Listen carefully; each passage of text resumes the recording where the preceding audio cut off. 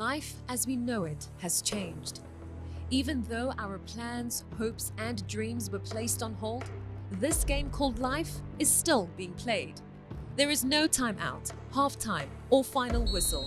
It's changing, growing, and evolving, and so are you. It's not about being able to fulfill your dreams right now. It's about how hard you are willing to work to make them come true. And although we are apart, we are still playing a part together. Don't let the fear of missing the goal keep you from playing the game. So don't stop. Play on.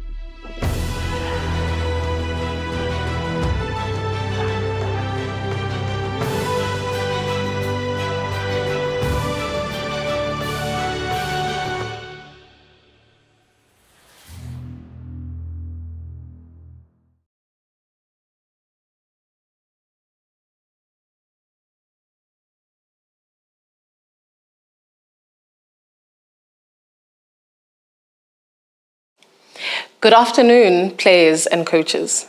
I'm honored to once again be sharing this incredible program with you, except this time virtually. The past few months has been challenging for many of us, and I hope that you and your loved ones are healthy and safe.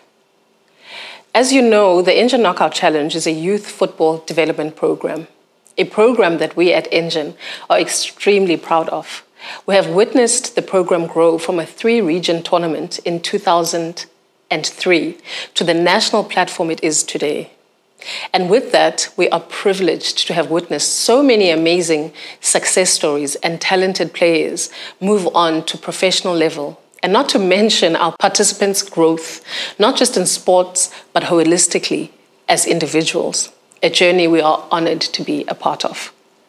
This year also marks a very special milestone for us as we launched the Engen Knockout Challenge for junior women. Supporting women on and off the field is an important pillar for Engen. And after many years of planning, we are proud to be able to open this long-standing tournament to our female counterparts.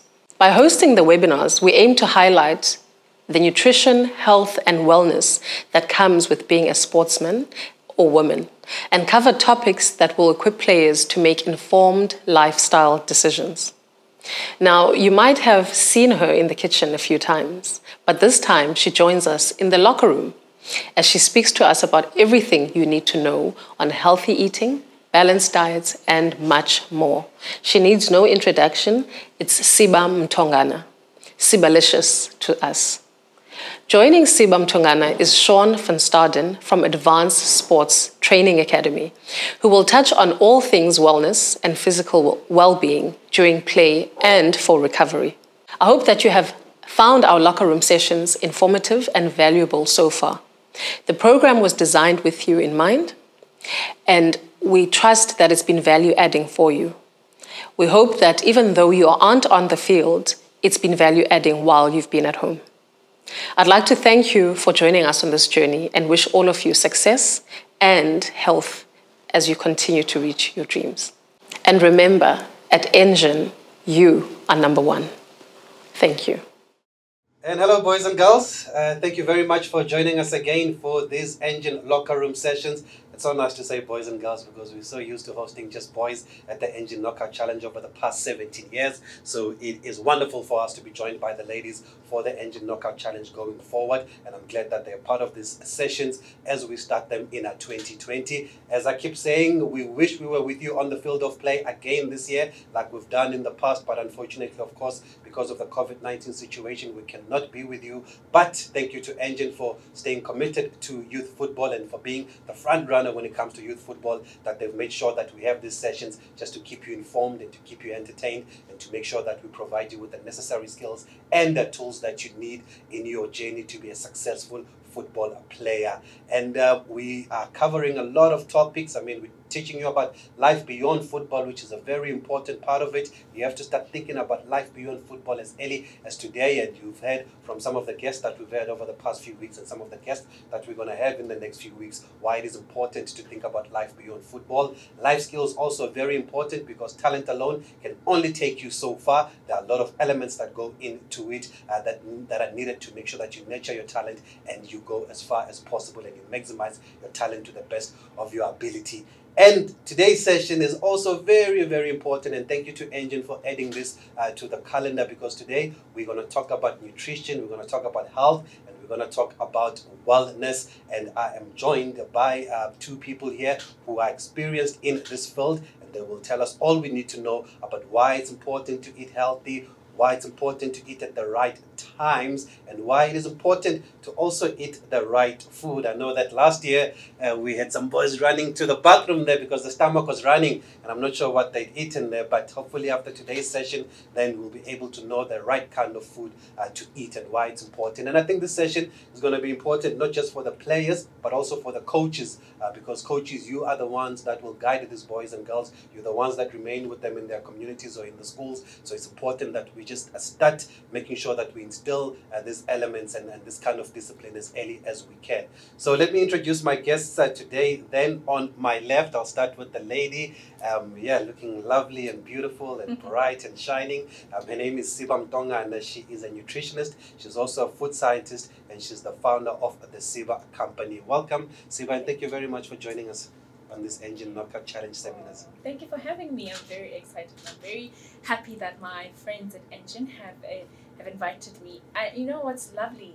It's the fact that I'm speaking to women, because when I talk to sports players, it's usually males. So I'm so happy speaking to females. Yes, we are. We are very happy to have the girls included in this Engen Knockout Challenge. Thanks again, Engen. It's very important. I've also got Sean van Staden here from ASP. ASP have been a wonderful addition to this Engen Knockout Challenge. I know how you guys love those ice baths, or you love to hate those ice baths. And Sean van Staden is here. He's also a sports scientist, and he'll tell us why those ice baths are important and why recovery is important, and conditioning, and how to look after your injuries. Sean, thank you for joining us. As I mentioned, you've been a great addition to the Engen Knockout Challenge. I'm sure you've enjoyed working with us over the past few years. Yes, it's been absolutely fun and entertaining to see the guys jump into the ice baths and all those screams and shouts, and we know why they're important.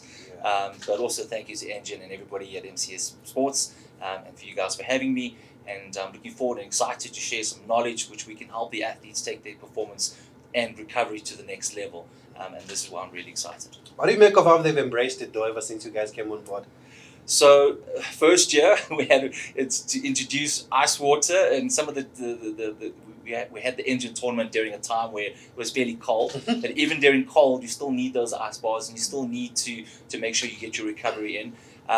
We didn't have a very good uptake, but when they get into the tubs, we educate them on what's happening to their bodies, why they need to do this. And those players that were coming into the ranks next year, they were like, we're in there. We even had coaches booking in advance to get in there. So now we have full adoption in all the provinces that we do the ice baths. And we're proud of that, because it just means that we know that they're going to recover for their next match, which is going to give them a better fighting chance, which will showcase their talent and give them a better opportunity to be seen by the scouts and players. So there you have it. That's the reason for the ice bath. You need to recover properly, and we are welcoming your questions. You can send them right now. We'll get our panel to answer your questions at the end of this session, so make sure that you do take notes. There are prizes always to be given away at the end of each session, and make sure you do follow us on social media. It's engen.sa on Instagram, it's engen_SA on our Twitter, and Engen Soccer on Facebook. And we also have a couple of hashtags that you'll be seeing on the screen: play a part or play apart. There's a play of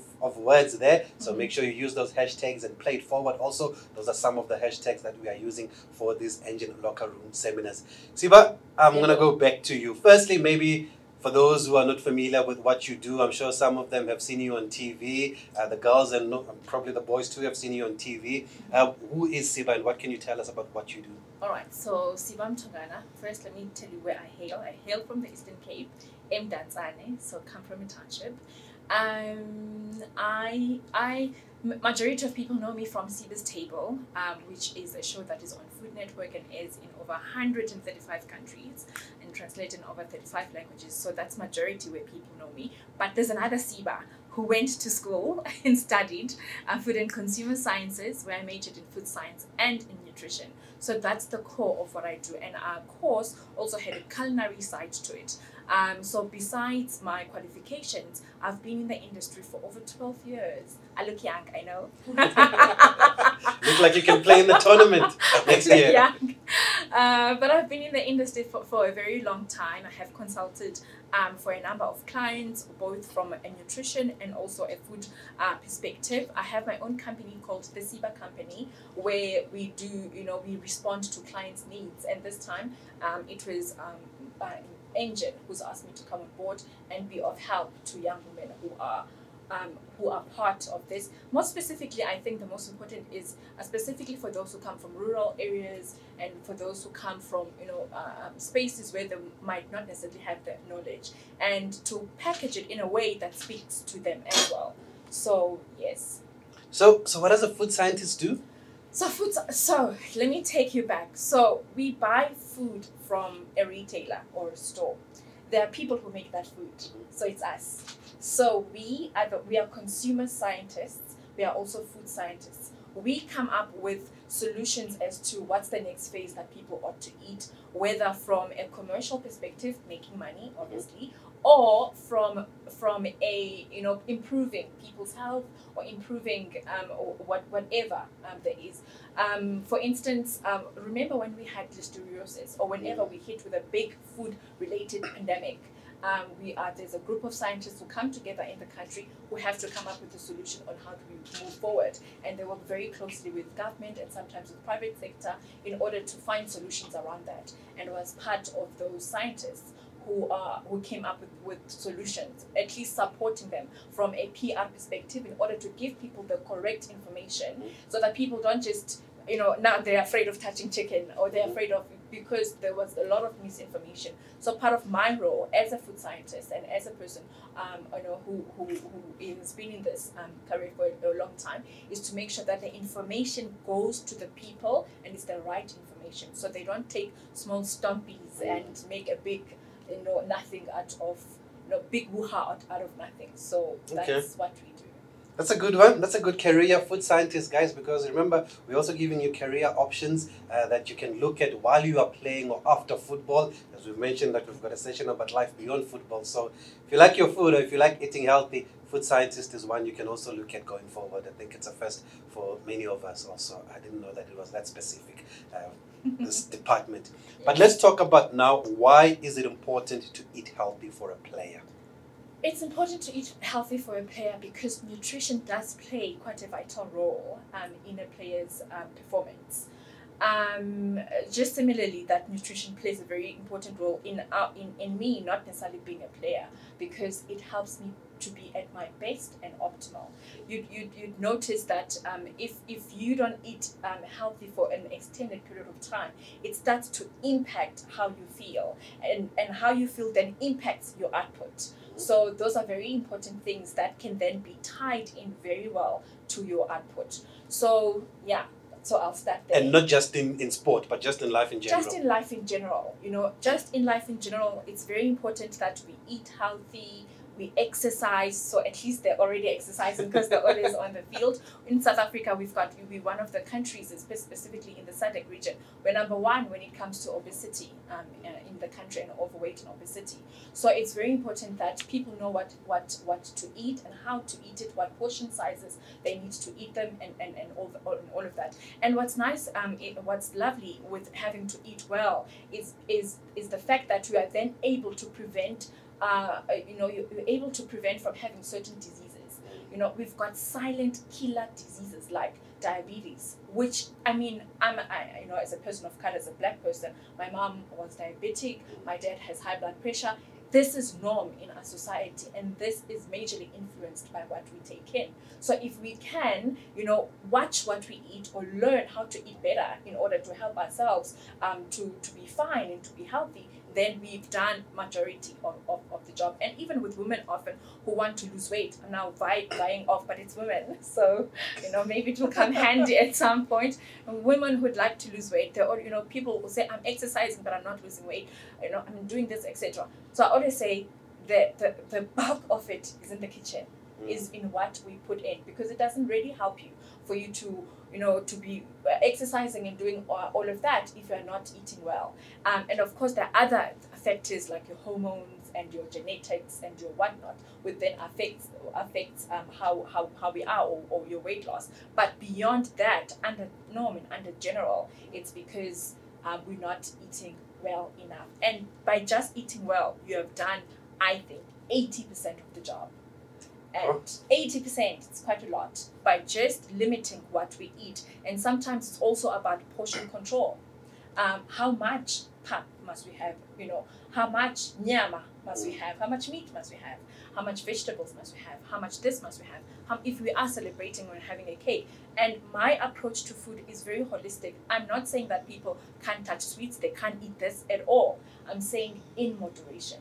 You can have all those things in moderation. And also you need to understand the hierarchy of what is important for you, which I'm going to get to just now. So for instance, it's very important for you to have carbs, especially as a sports person. Now I'm getting more into sports. Sure. Very important for them to have enough carbohydrates in their body, because that's the instant energy that is needed.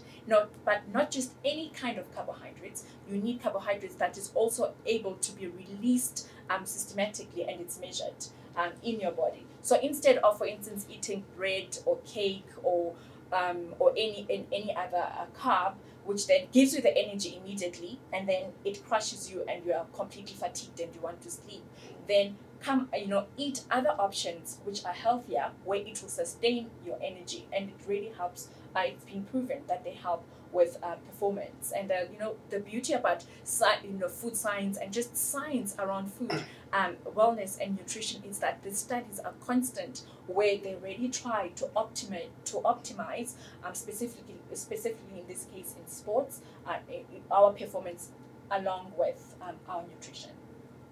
So must I go on? No, before you go on, I just want to make sure that we are all on the same page here. And just for the benefit of me, and I'm sure some of the players, what exactly do you mean by carbohydrates? What are carbohydrates? Okay, what are carbohydrates? Carbs. So carbohydrates it's food that we eat which instantly give us energy. So what are those foods? Potatoes are carbs, rice are carbs, pasta is carbohydrates, bread is carbohydrates.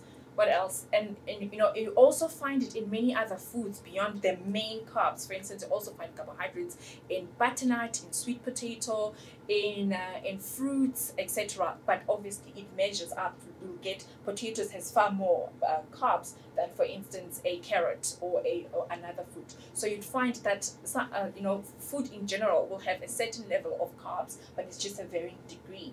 So for a sportsman, it's very important that they have enough carbs. Actually, their diet should be 60 to 65% carbohydrates.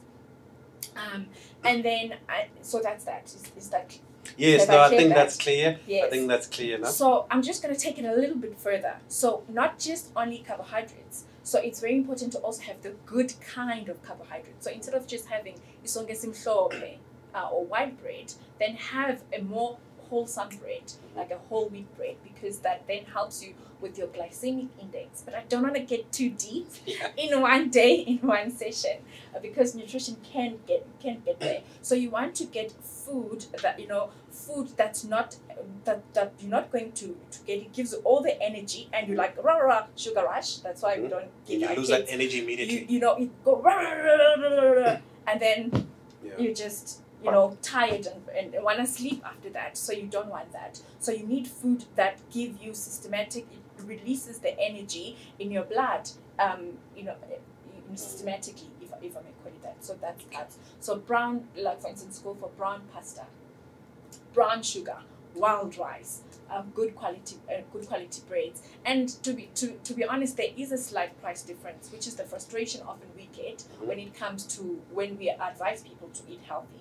And the frustration is that it does cost a little bit more. It does. It you know, we often say there's ways around it, etc. But if you were to really put the costs between the two, it tends to be slightly more. But there are ways in which people can still eat healthy without really, you know, being so affected in their pocket. So carbs, can I move to the next Yes, one? you can move. Carbs. I'm going to ask a question about how you spell carbs, guys. And glycemia. The Glycemic index. Glycemic index. That's another word of the day here. So let's hope that your English teacher is teaching you the right things. We'll see after this session. But that's a good one. That's a good one because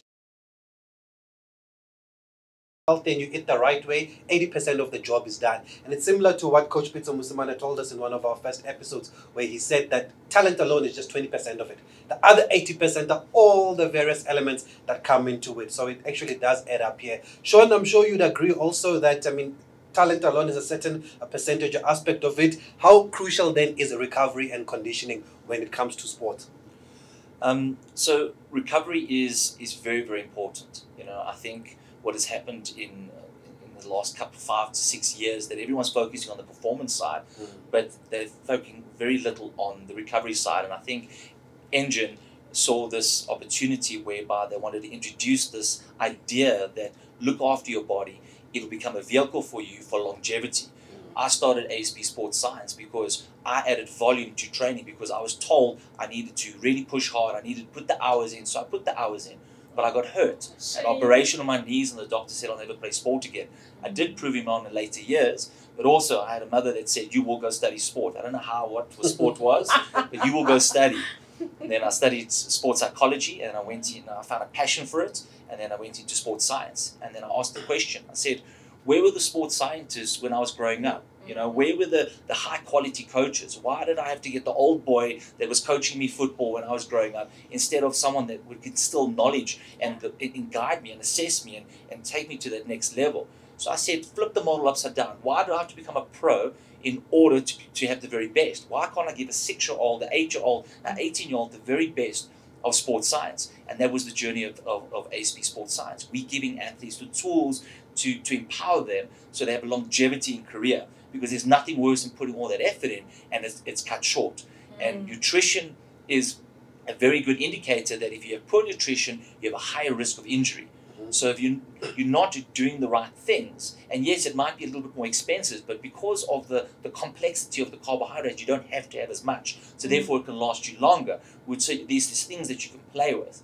So recovery is I think, one of the most important things that an athlete can introduce. But it's not waking up when my legs are sore and then, I need to recover. Yeah. Or my coach killed me at session today, I need to focus on recovery. It's the mantra. It's the mantra of I wake up, I do my mobility training, I do my core training as I get out of bed. I hit the shower, I have my good breakfast to start the day off on a positive note. It's all those little things that you do. And as you met with Pitso, it's not just rocking up at a training session for 2 hours and say, well, I'm going to become a pro one day. It doesn't work like that. It's all those micro segments that you're doing in the day that allow you put you on a path to success. And recovery is part of that.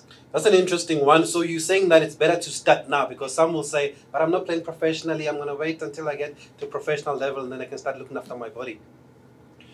So the easiest way to categorize it, everybody is training 2 to 3 times a week with their coach for 2 hours, right? So you become part of the norm. Everyone's doing it. Then your talent stands out that you are doing something better because you are genetically better, or I'm a little bit more talented in this aspect. But you got to do things differently. If you want to stand out from the crowd and be somebody, you got to go against the grain. You got to put in the extra work. And that extra work, you can't rely on your coaches because they've got a team to look after. They've got their own lives. They work full day and then they come and coach. So they don't have all that time to spend with you. So you have to have this mindset of what else can I do to take me on this journey to become a professional athlete. And it starts with you. All right, it has to be, I want this. And then the question is, what do I need to do? So tidbits like nutrition, sports science, recovery, you've got to take this with 2 hands, say, wow, I want more information. And from that, you say, okay, I've learned this, now I keep moving on that journey. But you have to become, as part of your mantra. I'll give you a typical example. Ronaldo, I think one of the best athletes in the world.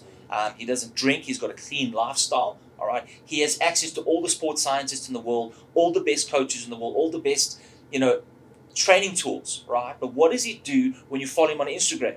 He goes home and you see him cycling, you see him jogging, he's got his kid doing sit-ups and abs. Why does the one of the best players in the world have to do all those extra things when he's got all the best coaches?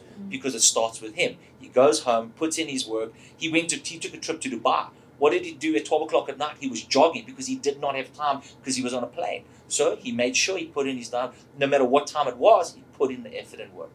Okay, that's a great example there of somebody that I'm sure we can all relate to, Cristiano Ronaldo. You mentioned injuries also, and unfortunately, injury is just one of the most unfortunate aspects of the beautiful game, but it is part of the game. Are injuries avoidable, and how does one go about trying to avoid injuries or trying to manage the injuries? Because I've seen the heartbreak, first game of the tournament, you get injured, you don't know if you'll play again. Some make it towards the business end of the tournament, but some teams get knocked out early, and your team doesn't make it, and then wonder now what happens now. I think it's a two-part answer. The first part is if you're looking after your body on a consistent daily basis, your severity of injury is going to be less. I cannot sit here and promise you'll never get injured, but if I am doing my flexibility training at home, making sure that every day I'm making sure I have more supple hamstrings, my calves aren't tight because I'm putting in the training, I'm very stiff. But if I focus on that flexibility, mobility is range of motion in the hip joints. If I focus on that, those little things that you do every day add to the less severe. In a tournament, it's a contact sport. You're going to get hurt, you're going to get injured, but it's what you do when you get that injury. It's like, just sit on the side and just, we'll wrap you with a bandage. You go home and you let that wound heal. Give them magic water. Yeah, exactly, magic water. How many times I've heard that. So it's what you do with that injury. You've got to get that expert advice, and it doesn't mean you have to pay for it. You have to ask the right questions. Ask your coach to ask a friend that knows someone, all right? Reach out to ASP and say, I've got this injury, what can I do, all right? From a nutrition point of view, because that helps to repair those knitted or torn muscles, and then from how do I get back into the game? Most guys get injured, go back into play, and they tear the same area or an adjacent area because it hasn't knitted properly, it's weak, they haven't trained, they just want to get back and play. So injuries is manageable, but as you get those battle scars, it affects you later on in life. So the earlier you start with managing those injuries and battle scars, the better you have a chance of less injuries later on in your career. And some teams will say, we don't have a physio, and I'll make reference again to Coach Pizza because he also mentioned this, that he's had to equip himself now to understand at least the physical side of things, to understand the nutrition side of it, to understand that if a player goes down with a knee injury, at least he's got an idea of what the injury is and how long the player will be out for. How important, or is it important also for the coaches then to empower themselves just to make sure they understand this side of the game? Yeah. So Pizzo is a very special character, and I think one of the best, if not the best coach in South Africa at the moment. Yeah. And I've worked with him in the past. It's because his mindset is, just because he's the coach doesn't mean he's not willing to want to learn. And he's constantly looking at different areas and constantly challenging the way things should be done. It's not to say that he's the coach, he knows it all. He's asking the right questions. And yes, he does not have to know the science of what I do, but he has to ask the right questions because it affects his players. And his job is to improve.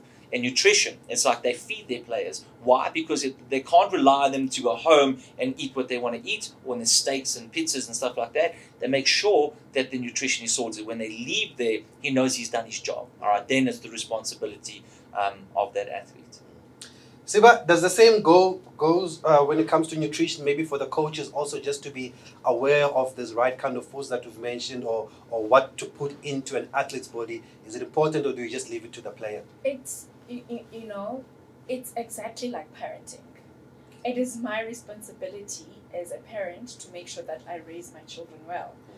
Because often the children don't know any better at a certain point, at least of their lives, until they grow and they're able to have access to information and access to all those things. So I see the role of a coach almost like a parenting role, because they're the ones who make sure that they get the best out of the players. So it's crucial for me. Let me make a very silly example. I'm a mother. My children don't yet have phones. They're still very young.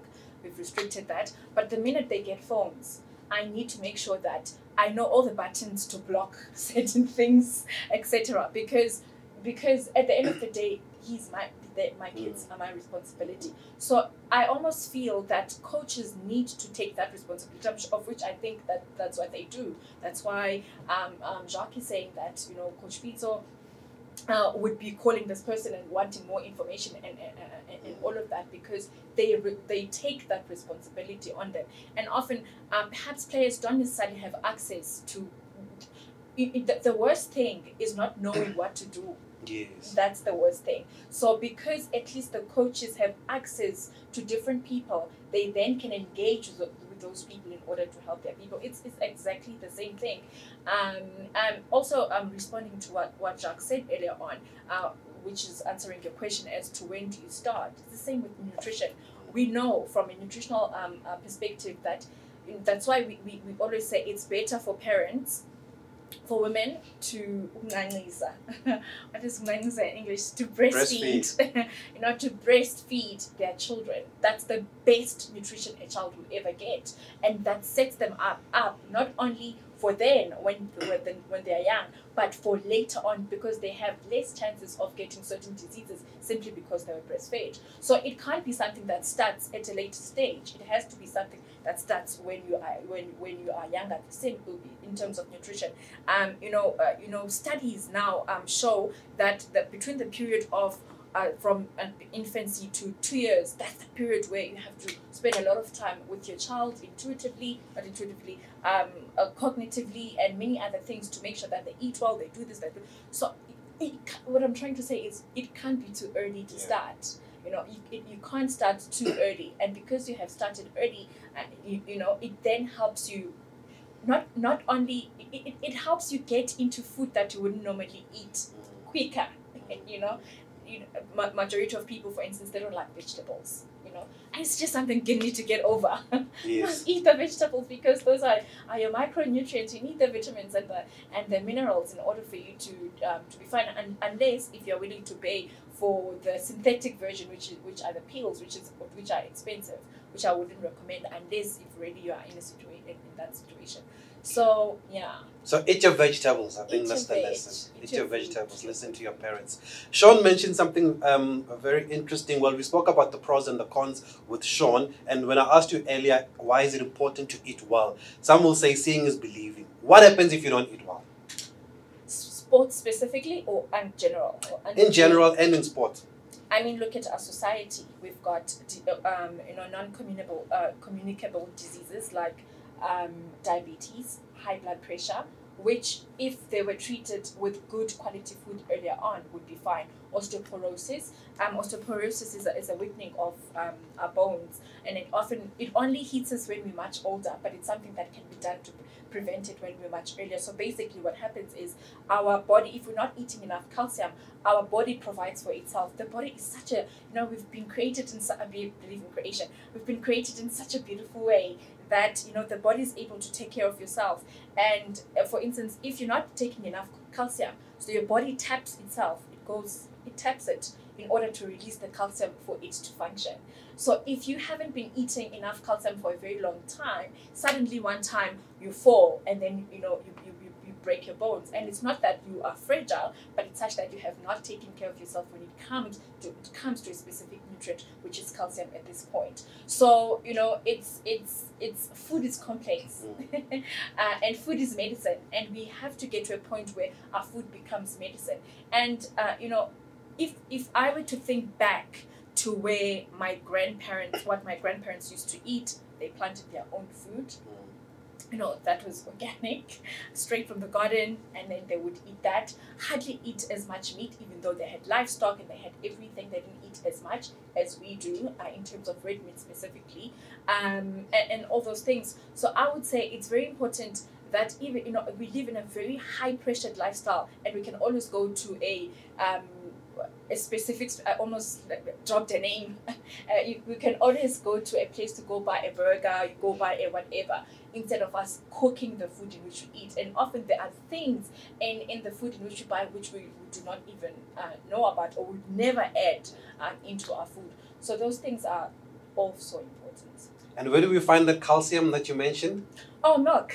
Milk, that's so where milk, it is. not just milk. It's not just milk. You find it in seeds. You find calcium in seeds as well. In fact, seeds have more calcium in comparison to having it with milk, but we've been conditioned to only have it with milk. But it makes sense because milk is more easily accessible and something that people will most likely eat in comparison to seeds. So milk, your yogurts, your low-fat cheeses, and your dairy products. Okay. You get it from that.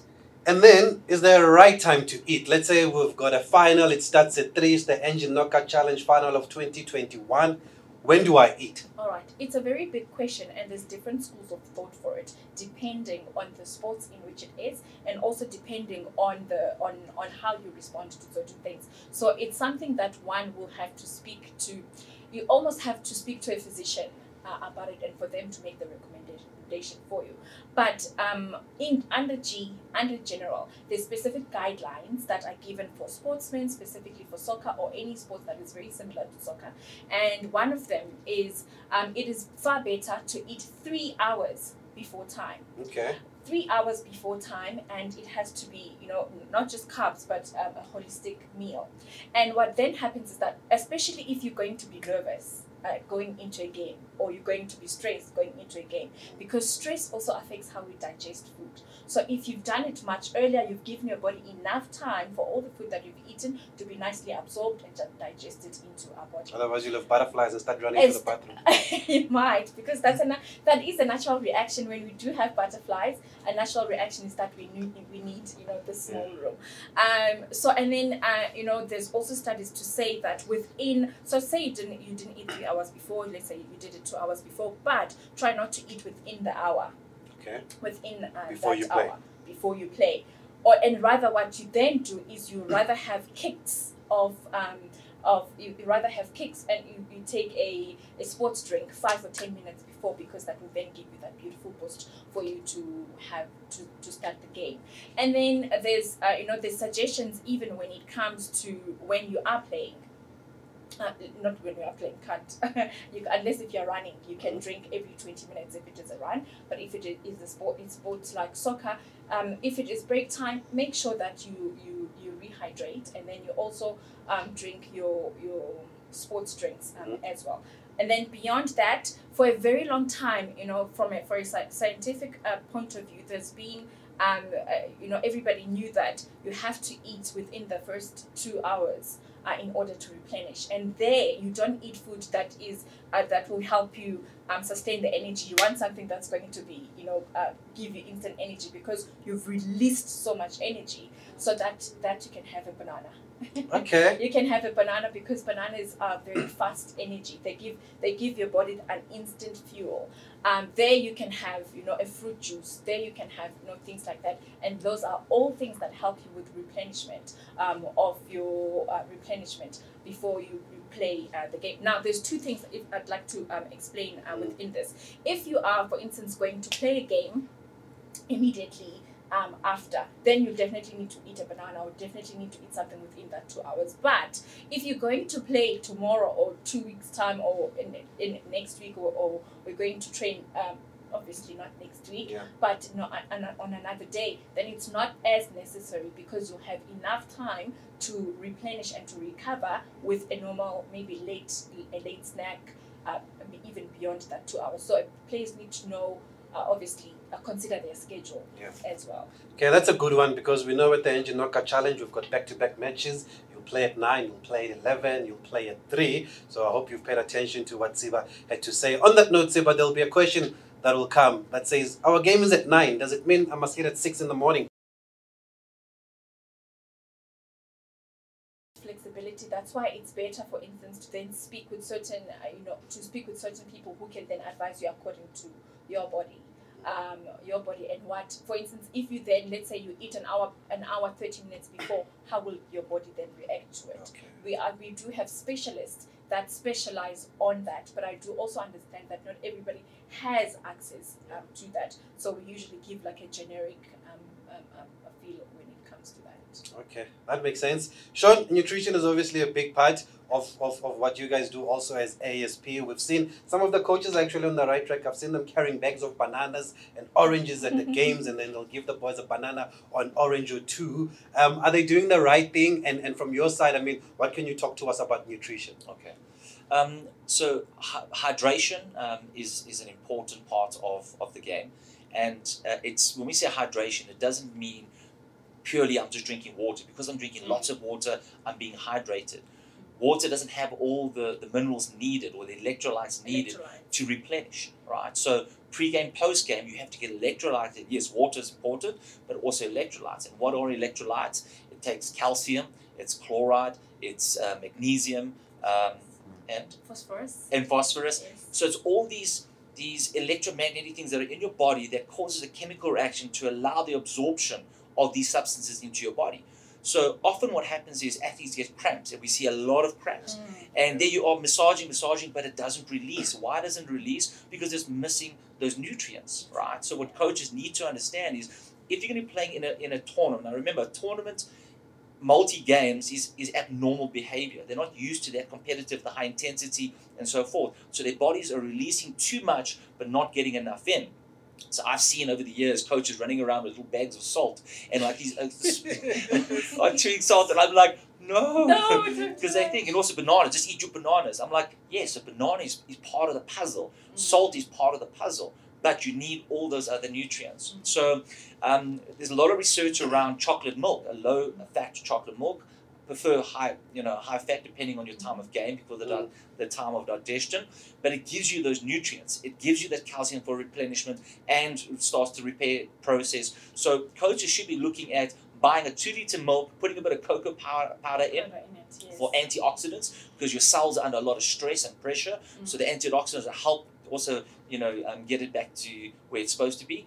And then it allows that athlete to recover better. It still might not necessarily, because we're all different, might not necessarily solve the cramp issue because it might have been hydration, fatigue, weather, the previous night's meal, the previous week's meals, all those things that are but you can give them the best fighting chance by making sure that post-game they are recovering properly in that sense. So yeah, hydration is important, nutrients, electrolytes are important, and it doesn't mean those cheap sugary drinks, because sugar, yes, it plays an important role at high intensity, but too much sugar causes the crash. Then the coach tries to give the player information, do this, do that, and his brain is almost clouded, and he's almost looking at the stars. He doesn't listen. It's because his body is not registering, because of the sugar rush.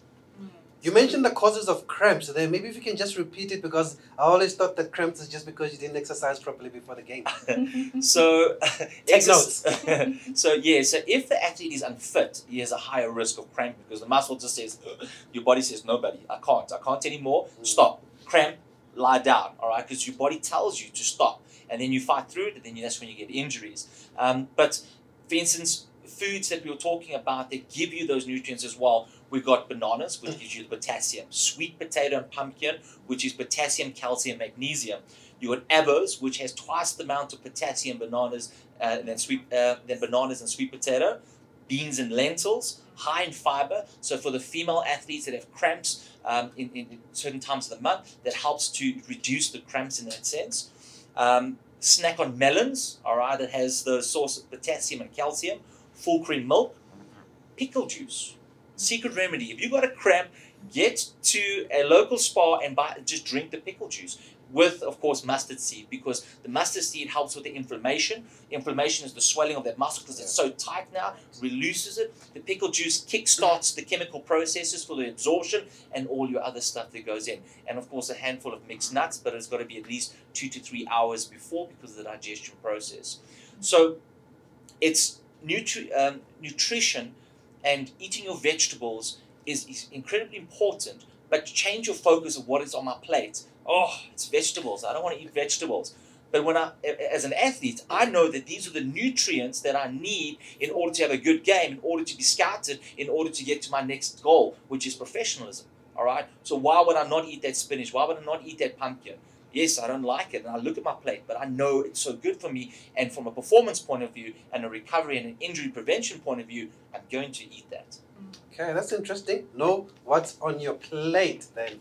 Good one. And Siba, you've been nodding with everything that Sean from ASP has been saying. From your side, I mean, what then? I know that you've prepared some slides for us, and we've got some pictures that we'll show here where you've actually prepared your own food. Yes. What kind of foods then do we eat pre and post the game?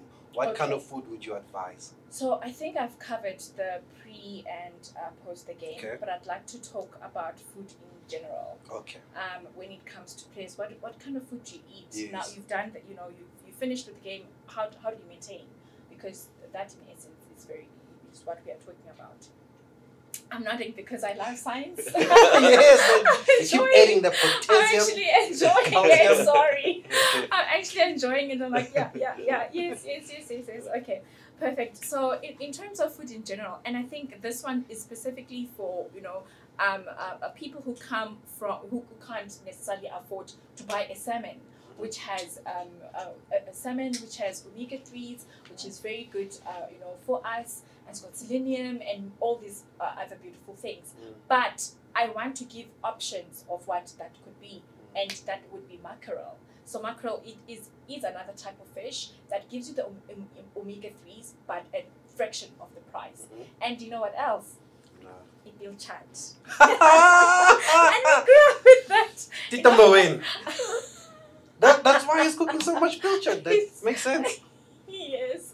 So I don't want to comment on Tito's food.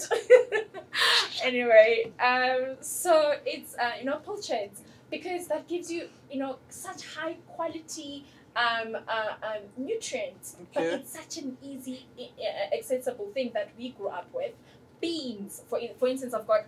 I want to show you recipes. That's fine. They'll see them on the screen. So I make, for instance, a bean stew, and then I add my pilchards in there, and I've hit two birds with one stone. Obviously, the nice proteins with that, but beans also gives me some carbs and also gives me some proteins as well. And with some tomato in a tomato relish, ibisto in Xhosa, as you would call it. And not only that, but you can also make fish cakes. You can also make many other stuff, which I will share with you. And let's talk about food preparation. Now you are. So this is me. There's the food scientist, and then there's the chef, which is the preparation of the food. Now, in terms of food preparation, if you are going to eat meat, because protein is also a very good part of your meal. So I said 60 to 65% must be carbohydrates, 20 to 25% must be fat, but it must be under 30%, and then the rest must be carbohydrates. Protein. The rest must be protein. Now, if you're going to cook meat, of which we are a meat-loving nation, and we are meat-loving people, especially if you are a Bantu people. So, if you are going to cook meat, how do you cook it? Then remove the fat before you cook it, because that then helps you not to eat the wrong types of fats. There are good types of fats and there are bad types of fats. The good types of fats are the unsaturated fats, which are your olive oils, fats you get from avocado, fats you get from nuts, but they must not be roasted. So you mustn't roast your nuts before you cook them. It mustn't be toasted, because the minute you toast them, you remove the beauty of it. It now becomes a saturated fat. So it's such a small, intrinsic cooking method that can change and transform the food from it being good to what is not good. Specifically when it comes to fats. And then there is what else? So trim the fat before you cook it, but then at the same time, from a food perspective, we want the fat in because fat gives the flavor. But it's better if you trim it. And if you still have fat in your stew, then make sure that you skim it off so that you don't eat too much of the wrong fat. And then what else is there? I can't overemphasize fruits and vegetables, because that's where you get all your, there's macronutrients, which are the big ones: protein, carbohydrates, and fat. And then there's micronutrients, which you get from your vegetables. And I very important. We spoke about it earlier. Is having to sleep. resting is quite important.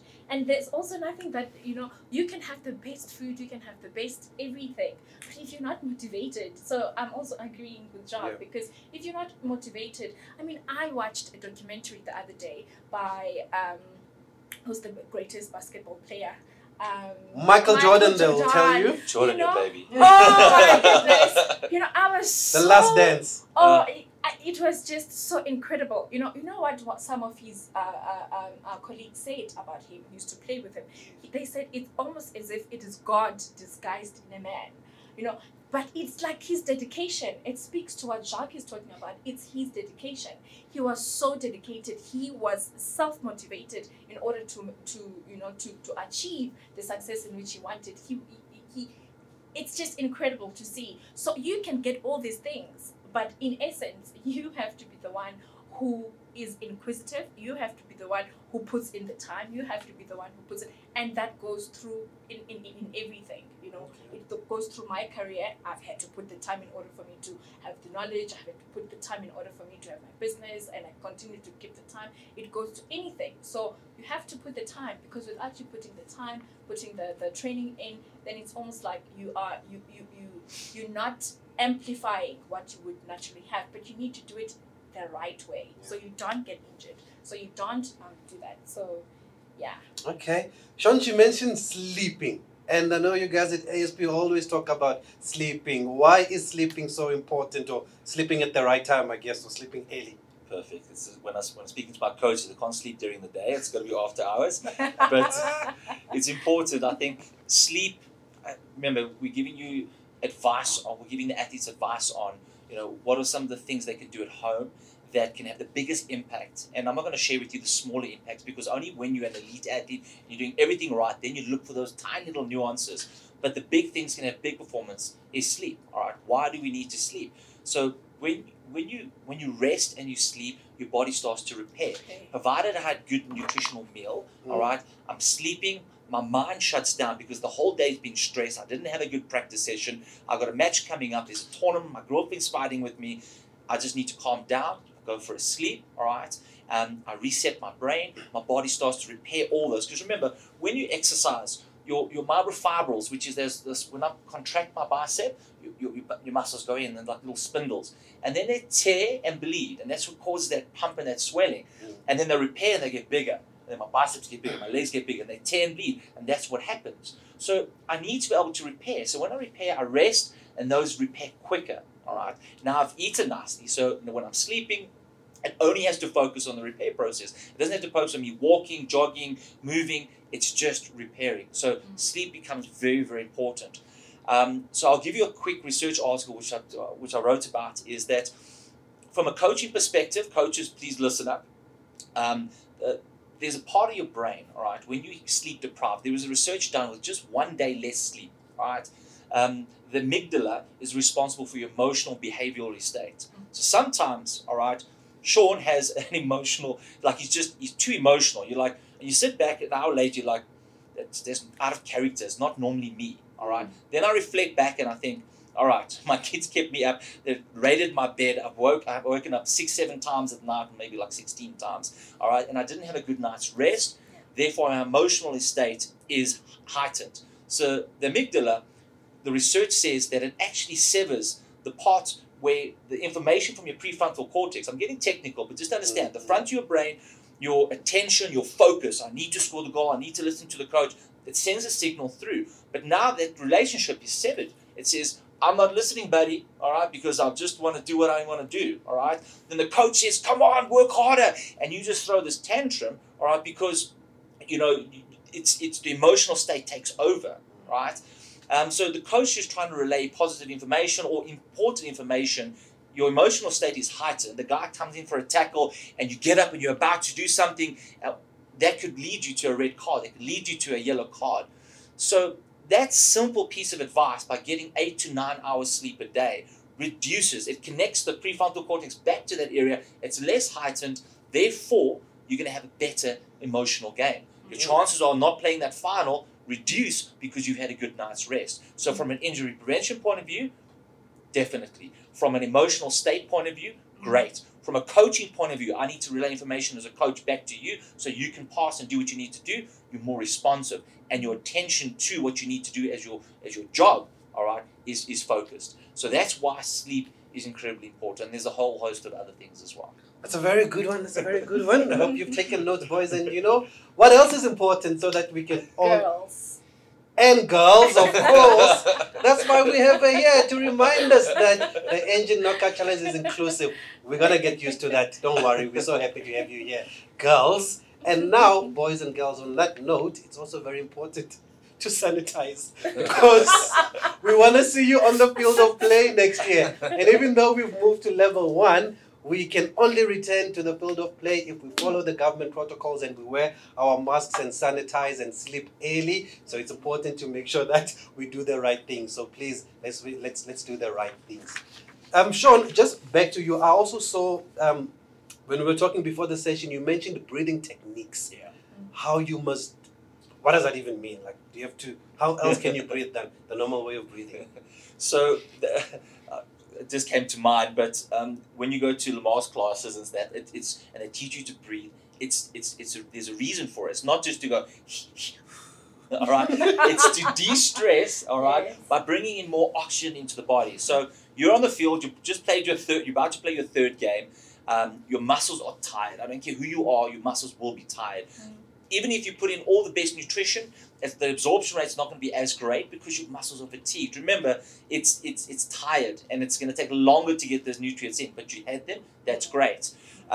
So it's important to remember that to breathe, so the lactic acid builds up in your muscles. So there's a chemical reaction. Every time I move, there's a chemical reaction happening in my body, and then I get reduction in oxygen. All right. Why do I need oxygen? Oxygen produces ATP, adenotriphosphate, which, think about that short little burst. Then think about your cell needs to re-energize, like your video games, the power bar. It actually just goes back to normal, then I can sprint again.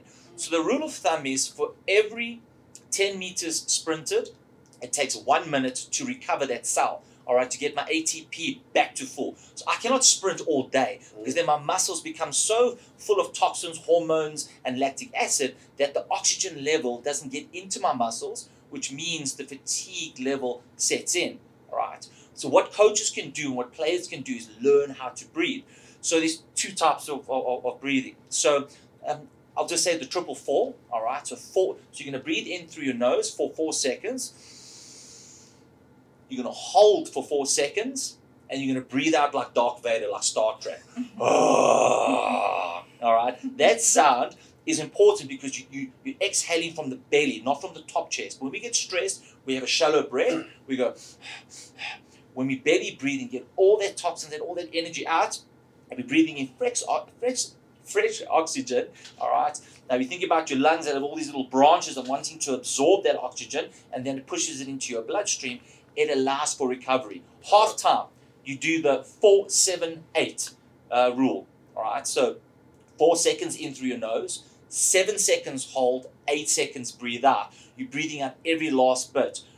That is proven, all right, to decrease anxiety, decrease stress, and improve your oxygen levels. What do you need half time? You need a mindset change because you're either 1-0 down or you're not having a great day, so that mindset changes. These things doesn't cost you a cent, but it can have the maximum importance to your performance on the day. And then I practice this every day. So I'm in the car, on the way to this talk, I'm breathing 4 seconds in, 4-7-8 Vader out, all right? And then all of a sudden my clarity of thought and focus, because I've got more oxygen, is far superior. So that one technique or 2 techniques that you can do at home can have a massive improvement to your game and your performance. Okay, that's a good one. Easy to remember, 4-7-8. You want to add to that, Siba? What I'm actually hearing from him is that there's a routine that is needed. Yeah. It's not just, you don't just wake up and do it. There's a routine that is needed, that is continuous for a lengthy period of time, and that you have to carry on, which is... And that talks to discipline. Discipline. You need to be disciplined to make sure that you keep that routine. And as we wrap up now, Siba, I'm so glad that we have you here, and we have the girls, of course, here with us today because I'm from an era where there was not a lot of emphasis on boys needing to cook their own food. You know, you always felt like there was always somebody that's there to cook for you, that's gonna make your food for you. But as you get older, you start to realize actually the importance of being able to make your own food. Why is that important? And maybe if we can talk to the boys that obviously also maybe are told that no, you don't have to cook, it's a woman's job. And especially now with you talking about specific kinds of food and what to put in your body, I'm sure being able to make your own food is also very crucial. I think it's very crucial that boys learn to cook their own food. It's 2020. It's 2020. I think also from a sportsmanship perspective, I really think it's important that young men learn how to cook, simply because it gives you control over what you eat. You know exactly what it is that you're cooking. Can I just be honest with you? It's so easy if you have the passion and the desire to learn, or just a little bit of interest. To cook a steak, for instance, it takes about 10 minutes, depending on how thick it is. So you need a hot skillet, a hot pan, make sure that it's nice and hot, a little bit of oil, you can just brush a little bit of oil. It sits on the one, you can season it, sits on the one side, I mean, not doing anything, you're just watching it. Yeah, but it doesn't burn. It doesn't burn. And then you, on the other side, and then you've got, you've got your protein, and then when it comes to vegetables, let's say you're having baked potatoes or sweet potatoes, whatever, you cut your potatoes in sections, a little bit of seasoning or some spice to it, goes in the oven. Then I can't explain it enough. It is so easy to cook, but you must have the interest to know what to do and how to do it, and also the interest to also watch it, because you can't just cook and then just leave it because you would have burnt, and that becomes a waste. But not only that, every sportsman I know that are my friends that are within my circle, they cook for themselves. I've got a friend who does weights, and we call his diet a rubber chicken diet, because he eats chicken that has been steamed for breakfast, lunch, and supper, obviously with different vegetables. And he is so routinous about his diet, especially when he has to train. He's got like a specific diet. Now, it's not appealing to me at all. I'm like, Richard, can I just add a little bit of something there? Chicken. We call it rubber chicken because it's steamed. There's nothing to it, But what's lovely about Richard is the fact that he has taken the lead or control in terms of his diet and what he puts in, because he uses food as a tool to equip, not just food to be full. So it's a tool to equip you in order for you to be strong for your sports. So I mean, it's really crucial. And what's nice now is that food is the new fashion. I mean, if you can cook, it's like you've impressed so many people already. You are able to impress, from a social perspective. If you can cook as a man, it's like, oh wow, really? There's a lot of interest in men who can cook nowadays, and information is galore. You can watch Messi, you can watch, so many other chefs. We've got so many budding and older chefs who are cooking. So there's so much information. And what's nice is that you don't have to watch TV for it. Everything's instant. It's on our phone. You can do a recipe and decide this is what I'm going to eat tonight, and then customize it according to your own diet. And also, if you've got a nutritionist or a dietitian, let's say when you are trained, and Sean will probably speak to this, is you need they'll give you a diet to follow. So if you can't then cook the food, who's gonna cook it?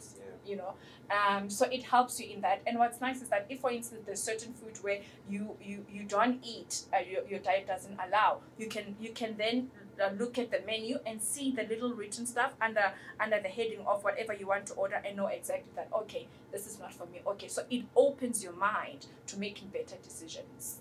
That's a very good one, boys. Take control of what goes in your body. Take control of your destination. Take control of your journey. The days of a woman's places in the kitchen and somebody's going to cook for you are long gone. But not only that, for your own career, for your own sake, it's important to know and understand what you're putting in your body. So there you have it. You You can watch Siba's TV show there if you want to learn the basics of how to cook. But I think it's a very important tool, because when you leave your school or where you are right now, you move to a professional club, they put you in the digs there, you're on your own there. You can't expect people to cook for you all the time. So it's a nice skill to have, and you'll be able to cook, and you'll be very popular amongst your team there just for your cooking skills alone. And Sean, as we wrap up now, is there maybe any other aspect that you want to touch on when it comes to what you guys do as ASP? Sure. I think just the other thing that athletes need to look at is ice baths. All right. So we've got a professional grade system which we travel around the country with, but you can put you can water in a Checkers packet, put it into your deep freeze, and after your training session, put it into your bath and or just put it on your legs in different areas. So those simple things that you could do will help. All right. Why is ice important? It helps reduce inflammation. It reduces endorphins, which is the happy drug. I feel good. It desensitizes the pain. So tomorrow I'm not as sore, which means I can push harder again. There's so many health benefits to ice bath or cold therapy that it should be part of your routine. It should be part of your daily discipline, because it's going to keep you in the game for longer. My hope, and the reason why I started ASP, is my hope is that we can instill tools to athletes to give them a long career, all right? And if they stop at 35 playing football, they'll still have a healthy career in fitness and still moving, because their joints and pains are not as bad as opposed to, shot knees and, tears and stuff like that. And a perfect example is actually Dane Clayt, one of our ambassadors for this Engen Knockout Challenge. I'm sure you've seen him as part of these locker room sessions. If you haven't seen him, make sure you catch that episode, because it looks like he can still play today. And he's been playing professional football for so many years, over 16 years, Dane Clayt. But it looks like he can get on the field of play because he's looked after his body very well. So as I mentioned, there's always a catch. There are prizes and stuff to be given away. And there was a reason why I asked Siba about why it's important for us boys and girls, by the way, to learn how to cook, because Siba has some goodies for us that will help us in starting our journey to cooking. Your journey starts here. We say that for a reason. Siba, what do you have for us? I believe you've got seeds. Yes, I thought, because we tend to say that it's expensive to go, to live a healthy life, to buy vegetables, etc. The best thing to do is to make your own. By making your own, it is to plant your own. I grew up in a home where my mother did the garden, and my dad actually, and we grew our own vegetables right in our backyard. And I also do that with my children in my house. It's a very easy way for you to have access to healthy food in an instant without having to pay for it. All you need is just the seeds, and obviously, which is part of discipline, it's the watering. It's the watering. It's got the manure, it's got instructions of how to plant it, and all of that. And it is, it's to say that take it seriously on your part, and Engen, MSC, and everybody is doing their best to make sure that they put these young women and these men on the right path. But obviously, you have to take the interest in doing these things.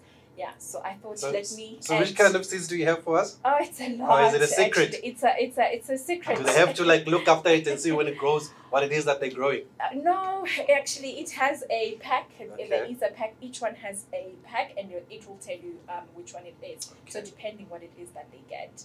Okay. And also perhaps what we can do is we can tell them what we have, and then people can choose from there. But don't That's say fine. you're going to use it if you're not going to use it, because you're wasting. Yes, and it's fastest fingers first. So please send us, if you're interested, start typing right now and let us know that you want these seeds and you want to grow your own vegetables. And whoever beats anybody to it, whoever is fastest fingers first, you'll get those seeds. And it's all about passion. Remember, Siba said it's about passion. You have to be passionate about it. You have to want to do it. So if you really want to do it, guys, let's not waste the seeds. And girls, let's make sure that we just let us know if you want the seeds, and we'll make sure that you get the seeds. And we're going to follow back. Or you can take little videos of yourself. You can take pictures as they grow along. And I'm sure you'll be very excited to see it come into fruition. Excuse the pun. Oh, But you will be very happy when it really comes alive. So there's a reason for all of this. Sean, you're also not getting left behind, because you've also got something for us. Yes. What can we look forward to? A lifelong ice bath session. Yes, you get free ice baths for life. Aw. No, so we're giving away, for the boys and girls of winning the competition, a 3-month high performance and recovery program. So you will have access to myself and my team, and the same way on a private level that we take these athletes to that next level, we will guarantee that through a home assessment process that we will get in every metric that we've assessed the athletes to an acceptable level and high performance level. So we know that upper body will be at this level. We know that core at this level. All we need from you is that dedication to want to do it and following the routine and ask a lot of questions, and we'll get you where you need to be. So that's the prize. It's a great opportunity, guys. Don't miss it, because when we speak to these former players, well, current players, Bongani Kumalo, Dane Clayton, a former player, Renelo Litsolonyane, a current player, they always say that they wish they had these sessions when they were young, and they wish they were equipped with these tools and with these life skills and with all this information. So don't take it for granted. It is very important.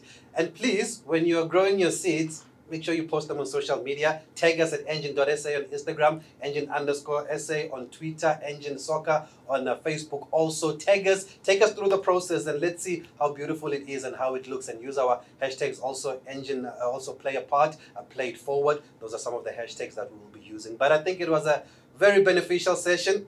Also for me, I've learned a lot today about food and about calciums and about glycemic.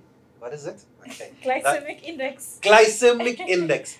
And I hope you know how to spell carbohydrates, guys. But let's thank you to our guest, Sean van Staden there from ASP. Thank you very much for your insight today. Siba Mtongana, food scientist and nutritionist, the owner of the Siba Co. Thank you very much. And we're going to watch you on TV. When are you on TV? When is your show on? Or how can we find more information? So my show is on Food Network. It is on different times of the day. But find me on social media. I'm very active on my social platforms if you want to follow me on a regular basis at Siba Mtongana. Yeah, that's my handle, Siba Mtongana. I'm mostly active on Instagram. Okay. I live on Instagram. I've got a house there. Okay, just like the rest of you there. I know that you're big on Instagram. And Sean, how do we follow you if we want more information as ASP? Where do we find you guys? So our tag is very simple. Instagram, Facebook, it's ASP Sports, ASP South Africa. And we post regular updates on how to improve, how to recover, how to take your step to the next level. So yeah, all social media networks there. Okay, great stuff, guys. There we have it. And remember, your talent is only 20% of it. The other 80% is made up of all these sessions that Engen is bringing you through these webinars and through these locker rooms. So that's why it's important that we still keep you informed, even though we can't be on the field of play this year. But we'll be back, hopefully, on the field of play in 2021, and I look forward to seeing all of you then. Enjoy the rest of the day. Let's take the questions now, and we will answer immediately.